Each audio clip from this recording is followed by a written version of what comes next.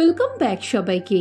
আজ আমি love your এনিমির এপিসোড 5 এন্ড 6 এক্সপ্লেন করব। তো চলো শুরু করা যাক। তো এপিসোডের শুরুতে সোকজিবন নিজের বাড়ি ছেড়ে ইয়নজিবনদের বাড়ি শিফট হতে এলে ইয়নজিবন বিরক্ত হয়ে তাকে চলে যেতে বলে, কিন্তু সোকজিবন শোনে না।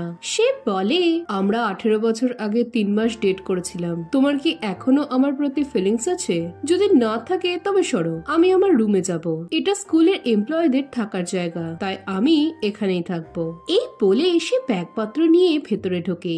এরপর ইউনহো জানায় যে সে কেবল গঙের আসার কথাই জানতো, তাই একটা রুমই ক্লিন করা রয়েছে। এই শুনে সোকজিবন ও গং দুজনেই পরিষ্কার রুম দখলের জন্য ছুট লাগায়, কিন্তু সোকজিবনের কপালে অপরিষ্কার রুমটায় জোটে। এসব দেখে ইয়নজিবন তার দাদুকে প্রশ্ন করে সে কি সত্যি সোকজিবনের সাথে থাকতে রাজি আছে। এতে ইউনহো জানায় এতে তাদেরই লাভ, কারণ নিজের বন্ধু আর শত্রুদের সবসময় কাছাকাছি রাখতে হয়। পরের সিনে গং ইয়নজিবনের সাথে জল নিয়ে খেলা করতে থাকে, আর উপর থেকে সোকজিবন এসব দেখে জেলাস হয়। এরপর ইয়নজিবন, গং ও ইউনহো রক পেপার সিজার খেলে ডিসাইড করতে চায় যে কে বাজার যাবে, কিন্তু সোকজিবন হঠাৎ সেখানে চলে আসে। আর শেষে সে আর ইয়নজিবন বাজারে যায়, আর সেখানেও তারা ঝামেলা করতে থাকে।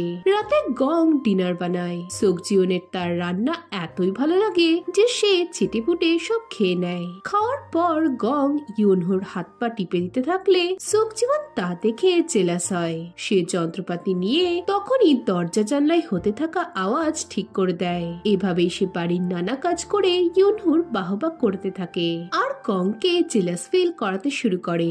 এভাবে একদিনে এত কাজ করার জন্য সোকজিবনের হাত পা ব্যথা হয়। সে ইয়নজিবনকে দেখে তার পিঠে ব্যান্ডেজ লাগিয়ে দিতে বললে ইয়নজিবন প্রশ্ন করে তার এত কিছু করার কি দরকার ছিল।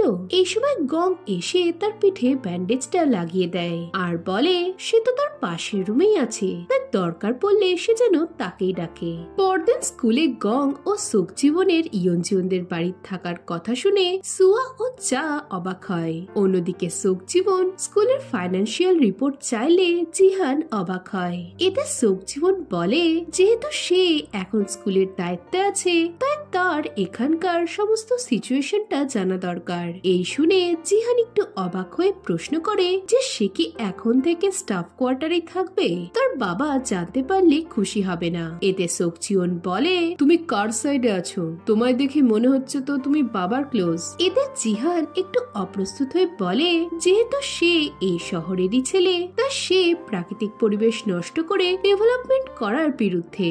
নেক্সট সিনে দুই জীবনকে একসাথে দেখে চা জেলাস হয়। টিচার্স রুমে ইয়নজিবন তাকে ডাকলে চা তাকে ইগনোর করে। এদিকে ইউনহো জিহানকে প্রশ্ন করে সে কি লোকেদের তাদের তরফে আনতে পারছে। সোকদের ছেলে এখানেই আছে, হয়তো গলফ কোর্সের কাজ জলদি শুরু হয়ে যাবে, তাই তাদেরও রেডি হওয়াটা দরকার। এরপর ইউনহো সোকজিবনের অফিসে গিয়ে তাকে একটা ডায়েরি দেয়, যেটা সে পুরো শহরের প্রাকৃতিক সৌন্দর্যের উপর লিখেছিল। সে সোকজিবনকে বইটা ভালো করে পড়তে বলে জানায় যে এখানে অনেক বিলুপ্তপ্রায় অর্কিড রয়েছে, যা তাদের সংরক্ষণ করা দরকার। নেক্সট সিনে সোকজিবন সকলের জন্য ডিনার বানাতে যায়, কিন্তু সে লবণের বদলে চিনি দিয়ে ফেলায় সেটা এতটাই মিষ্টি হয়ে যায় যে বাকিদের বাইরে থেকে খাবার আনিয়ে খেতে হয়। পরদিন টাউন হলে ইউনহো শহরের লোকেদের নিয়ে একটা মিটিং রাখে, কিন্তু সেখানে কেবল কিছু জনই আসে, আর তা দেখে ইউনহো ভীষণ হতাশ হয়। আসলে সোকতে মিটিং বানচাল করার জন্য শহরের লোকেদের সেই সময় ট্রিট দিচ্ছিল। লি এসব কথা সোকজিবনকে জানালে সে ভীষণ বিরক্ত হয়। এদিকে ইউনহো খবরটা পেয়ে ভীষণ রেগে যায়। সোকতে তাকে দেখে নেশার ঘোরে অনেক বাজে বাজে কথা বলতে থাকলে ইউনহো রেগে হাত মুঠো করে। তখনই ইয়নজিবন সেখানে এসে তার দাদুকে আটকায়, কিন্তু সোকতে এবার ইয়নজিবনকে দেখে তাকে অপমান করতে শুরু করলে ইউনহো রেগে সোকতেকে মারতে শুরু করে। এখন এসবের জন্য রাতে ইয়নজিবন সোকজিবনকে সন্দেহ করতে থাকে যে সেই হয়তো মিটিং এর ব্যাপারে তার বাবাকে জানিয়েছে। এতে সোকজিবন না বললে ইয়নজিবন বলে আমরা পুরোপুরি শেষ হয়ে গেছি, যেমনটা তোমার বাবা চেয়েছিল, তবে কেন তোমার বাবা তাও আমাদের ছাড়ছে না। এই শুনে সোকজিবন বলে যদি তাদের কোম্পানি সমস্ত ল মেনে এখানে গলফ কোর্স বানায় তবে অসুবিধা কোথায়, আর 18 বছর আগে তাদের ফ্যামিলিও শেষ হয়ে গেছিল। সেই সময় ইয়ঞ্জিওনের দাদুর দোষ থাকুক বা না থাকুক, কিন্তু দুই পরিবারই কখনো না কখনো অ্যাফেক্টেড হয়েছে। এই শুনে ইয়ঞ্জিওন প্রশ্ন করে সে এতক্ষণে তাদের বাবা ও দাদুর কথাই বলছিল তো। এতে সোকজিওন বলে তার কি তবে তাদের 3 মাস ডেটিং করার বিষয়ে কথা বলা উচিত ছিল, যে সেটা কিভাবে শেষ হয়ে গেছিল। এতে ইয়ঞ্জিওন রেগে সোকজিওনের সাথে ঝগড়া করতে করতে বাড়ি যায়। পরদিন সোকজিওনের ঠান্ডা লেগে যায়, কারণ তার রুমের হিটার কাজ করছিল না। এরপর স্কুলে গিয়ে ইয়ঞ্জিওন গতদিনের ঝামেলার কথা চাকে জানালে সে বলে যে সোকজিওনই হয়তো তার বাবাকে বলেছিল। এতে ইয়ঞ্জিওন জানায় যে সোকজিওন সেলফিশ আর রুড হলেও সেটা করবে না। এরপর চা জীবনের বাড়িতে ড্রিঙ্কস করার কথা বলে চলে যায়। এদিকে সোকজিওন ইউনহোর কথা মতো অর্কিড খুঁজতে যায়। রাতে চা ইয়ঞ্জিওনের বাড়ি ড্রিঙ্কস করে ভুলভাল বকতে শুরু করে। এদিকে গং ভুল করে রাইস ওয়াইন ভেবে বিয়ার খেয়ে ফেললে তারও নেশা হয়ে যায়। এই সময় সোকজিওন এসে সবটা দেখে গংকে তার রুমে রেখে আসে। পরের সিনে সোকজিওন স্টোর রুমে যাওয়ার রাস্তা খুঁজে পায়। সেখানে সে তারও ইয়ঞ্জিওনের অনেক ছবি পায়। এদিকে চা ও ইয়ঞ্জিওন দোতলায় এসে হঠাৎ করে সোকজিওনকে দেখে ঘাবড়ে যায়। সে নিচে এলে তার হাতে ইয়ঞ্জিওন বক্সটা দেখে সেটা তখনই কাটতে যায়, কিন্তু স্লিপ কেটে পড়ে যাওয়ার সময় সে সোকজিওনকে ধরতে গেলে তার প্যান্ট খুলে যায়। এতে সকলে অপ্রস্তুত হয়ে পড়ে, আর তখনই গং এসে সোকজিওনকে বাঁচিয়ে নেয়। পরদিন লজ্জার কারণে সোকজিওন কাউকে মুখ দেখাতে পারে না। এদিকে গতরাতে বক্সের মধ্যে ইয়ঞ্জিওনের পুরনো ফোনটা দেখে চা অনেক চিন্তায় পড়ে গিয়েছিল। পরের সিনে সোকজিওন ইয়ঞ্জিওনকে প্রশ্ন করে সে কেন ছবিগুলো রেখে দিয়েছে। এতে ইয়ঞ্জিওন ঘাবড়ে বলে সে এগুলো নষ্ট করে দেবে ভেবে ভুলে গিয়েছিল। সোকজিওন বলে সত্যি কি তাই? এতে ইয়ঞ্জিওন ছবিটা দুমড়ে ফেলে চলে যায়। নেক্সট সিনে সোকজিওনের বাবা স্কুলে এসে ইউনহোর ডায়েরিটা দেখে রেগে বলে তার বাবা এভাবে মার খেলো আর সে একবারও তাকে দেখতে এলো না। সোকজিওন জানতে চায় যে সে কেন এমন করছে। এতে সোকতে বলে সে যেন ইউনহোকে বলে দেয় যে সে যদি তার কাছে ক্ষমা না চায় তবে সে তার বাড়ি ভেঙে গুড়িয়ে দেবে। এই বলে সে চলে গেলে সোকজিওনের কান্না পায়। রাতে ইয়ঞ্জিওন তাদের ডেটিং এর ছবিগুলো দেখতে থাকে। এই সময় অসুস্থ সোকজিওন বাড়ি ফিরলে তাকে দেখে ইয়ঞ্জিওনের চিন্তা হয়। এদিকে সোকজিওন তার রুমে বসে তার আর ইয়ঞ্জিওনের ছবিটা ড্রয়ারে রেখে শুয়ে পড়ে। কিছু পর ইয়ঞ্জিওন তার রুমে এসে তার অবস্থা দেখে তাকে জলপটি দিতে শুরু করে। এই সময় সোকজিওন স্বপ্নে দেখে 18 বছর আগে তাদের বার্থডের দিন ইয়ঞ্জিওন তার জানলা খুলে তাকে দেখে নিচে আসে। সোকজিওন ইয়ঞ্জিওনকে ধরার চেষ্টা করে কিন্তু পারে না। এদিকে সোকজিওনের জ্বর কমে গেছে দেখে ইয়ঞ্জিওন চলে যেতে গেলে সোকজিওন তার হাত ধরে ফেলে আর জ্বরের ঘোরে তাকে কিস করে। এই সময় ইউনহো সোকজিওনকে ইলেকট্রিক ব্ল্যাঙ্কেট দেওয়ার জন্য উপরে আসে, তবে সে সোকজিওনের ঘরের দরজা লক দেখে চলে যায়। আসলে ইয়ঞ্জিওনই দরজার লক পা দিয়ে আটকে রেখেছিল যাতে তার দাদু তাকে এখানে দেখে না ফেলে। পরদিন সোকজিওন ব্রেকফাস্ট করতে এসে জিজ্ঞেস করে গতকাল কি কেউ তার রুমে এসেছিল। এতে ইয়নহো জানায় সে তাকে ব্ল্যাঙ্কেট দিতে গিয়েছিল কিন্তু তার দরজা ভেতর থেকে লক ছিল।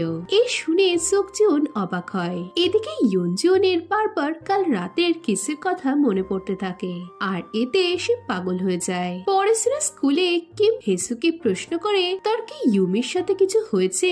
এতে হেসু জানতে চায় সে কেন এ বিষয়ে এত মাথা কামাচ্ছে, সে কি ইউমিকে লাইক করে। এতে কিম বলে তার কি এটাই মনে হয়। এই বলে সে হেসুর সাথে ঘুরে বেড়াতে লাগে। পরের সিনে সোকজিওন ইউনহোর কাছে তার বাবার আচরণের জন্য ক্ষমা চায়। এতে ইউনহো বলে যে তারও ঘুষি মারাটা উচিত হয়নি। সোকজিওন চলে গেলে ইউনহো খুশি হয় যে সে তাকে সরি বলেছে। নেক্সট সিনে ইয়ঞ্জিওন সোকজিওনকে না দেখার ভান করে চলে যেতে লাগলে সোকজিওন বলে সে কি তার সাথে কথা বলতে ভয় পাচ্ছে। এরপর তারা গংকে মাঝে বসিয়ে রেখে ঝামেলা করতে থাকে। রাতে ইয়ঞ্জিওন তার পুরনো ফোনটা অন করে তাতে সোকজিওনের ছবি দেখতে পেয়ে তার সাথে কাটানো মুহূর্তগুলো মনে করতে থাকে। অন্যদিকে সোকজিওনও ইয়ঞ্জিওনের কথা ভাবছিল। পরদিন লি সোকজিওনকে তার মায়ের বার্থডের কথা মনে করালে সোকজিওন তাকে তার মার পছন্দের গিফট কিনে আনতে পাঠিয়ে দেয়। এরপর চা তার রুমে এলে তার মনে পড়ে স্কুলে পড়ার সময় একদিন সে ঘুমিয়ে পড়লে সোকজিউন তার কেয়ার করেছিল, আর সেদিন থেকে সে তাকে লাইক করতে শুরু করে। এখন চা বলে যে সে তাকে তার মনের কথা বলে রিগ্রেট করছে। স্কুলে পড়ার সময় সোকজিউন তার কত কেয়ার করত, কিন্তু এখন তার দিকে এমন ভাবে তাকায় যেন সে তার কাছে ঋণী। এতে সোকজিউন কিছু বলতে গেলে চা বলে সে যা বলেছে সেটা ভুলে তারা আবার বন্ধুর মতনই মিশবে। পরের সিনে গং ও ইউনজিউনের মধ্যে একটা বাস্কেটবল ম্যাচ হয়ে যায়। এতে গং জিতে গেলে সে ইউনজিউনের কাছে কিছু চায়। নেক্সট সিনে ইউনজিউনকে টিচার্স ট্রেনিং এর জন্য চায়ের সাথে সিওল পাঠানো হলে গং ও তার সঙ্গী হয়। এদিকে ইউনহো বাস স্ট্যান্ডে দাঁড়িয়ে থাকলে জিহান তাকে কল করে বলে যে সে বিজি না থাকলে তাকে নিতে যেত। এদিকে দেখা যায় জিহান তাকে মিথ্যে বলছে যে সে বিজি। পরের সিনে চা ইউনজিউনের সাথে সিওল যাওয়ার জন্য বেরোচ্ছিল, কিন্তু পথে সোকজিউনকে দেখে সে তাকে লিফট চায়। এদিকে চা যে হঠাৎ করে আলাদা যেতে চাইছে এতে ইউনজিউন অবাক হয়ে যায়। এরপর সে গংকে প্রশ্ন করে তার সাথে সিওল চাটায় কি তার উইশ ছিল। এতে গং জানায় সে তার উইশ সময় মতোই বলবে। এই সময় তাদের বাস চলে যায়। তারা তাদের পরের বাসের জন্য অপেক্ষা করতে থাকলে সোকজিউন তাদের দেখে থামে। সে ইউনজিউনদের তার গাড়ি করে সিওল অব্দি লিফট দেয়, কিন্তু এতে চা খুশি ছিল না। সোকজিউন তাদের ট্রেনিং সেন্টারে ছেড়ে ইউনজিউনকে বলে সে তাকে নিতে আসবে। এই শুনে চা জেলাস হয়। অন্যদিকে ইউমি হেসুর ওপর রাগ করে রুম থেকে চলে যায়। তখনই হঠাৎ হেসুর নাক থেকে রক্ত পড়তে শুরু করে। এই সময় ইউমি রুমে এসে হেসুর অবস্থা দেখে ভয় পেয়ে তাকে মেডিকেল রুমে নিয়ে যেতে গেলে কিম তাদের দেখে হেসুকে মেডিকেল রুমে নিয়ে যায়। হেসুর অবস্থা দেখে ইউমি ভীষণ কাঁদতে থাকলে হেসু জানায় সে ঠিক আছে। মিস্টার হং প্রশ্ন করে তার সাথে এমনটা কি প্রায় হচ্ছে। এতে হেসু ক্লাসে যাওয়ার কথা বললে কিম তাকে চুপচাপ রেস্ট নিতে বলে। এদিকে হেসু ইউমিকে ধন্যবাদ জানায়। রাতে সোকজিউন লিয়ের কাছ থেকে গিফটটা নিয়ে তাকে ধন্যবাদ জানিয়ে তার বাড়ি যায়। সোকতে বাড়িতে তাকে দেখে চিৎকার করতে গেলে সোকজিউন বলে যে আজ মার জন্মদিনে তাদের ঝামেলা করা উচিত না। এরপর খেতে বসে সোকতে বলে সে ইউনহোকে এমন কি বলেছে যাতে ওই রকম জেদি লোকটা তার কাছে ক্ষমা চাইতে এসেছিল। এই শুনে সোকজিউন হাঁ হয়ে যায়। এখানে দেখা যায় ইউনহো সোকতের কাছে গেলে সে একটু ভয় ভয়ে ছিল। ইউনহো তাকে মারার জন্য সরি বলে প্রশ্ন করে তার রিভেঞ্জ কি পাহাড়, শহর, স্কুল ও বাচ্চাদের থেকেও বড়। এতে সোকতে বলে সে যেন তাকে ম্যানুপুলেট না করে। তার কাছে পাহাড়, শহর এসবের কোনো মূল্যই নেই। এই শুনে ইউনহো রেগে গেলেও সে চুপচাপ সোকতেকে হাত করে আর তার পিঠে চাপড় মেরে বলে সে যেন তাদের বদলার মাঝে তার নাতনিকে না আনে। এখন সোকতে দেখে যে সোকজিউন ইউনহোর বাড়ি রিবিল্ড করার কথা ভাবছে। এতে সে খেপে গেলে সোকজিউন সেখান থেকে পালায়। পরের সিনে ইউনজিউনকে তার ফোন ঘাটতে দেখে চায়ের মনে পড়ে যে সোকজিউন তাকে নিতে আসার কথা বলেছিল। তাই সে চেষ্টা করে যাতে গং ও ইউনজিউন এক হয়ে যায়। অন্যদিকে মিস্টার হং হেসুর পাশে বসে থাকলে কেউ তাদের দেখে ফেলে। এদিকে ইউনজিউন টেবিলে ফোন রেখে ওয়াশরুমে গেলে তখনই সোকজিউনের ফোন আসে।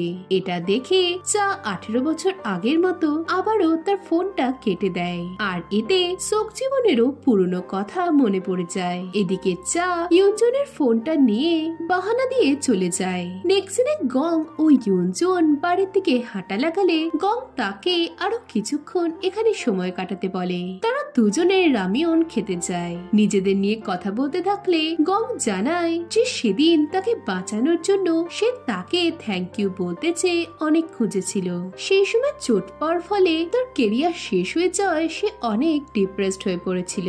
সে যে কথা কাউকে বলতে পারেনি সেই রাতে সেসব কথা সে ইউনজিউনকে বলেছিল যাতে অন্তত একজন তার দুঃখের কথাগুলো জানুক। সে ইয়নজনকে জানায় যে সে তাকে লাইক করে।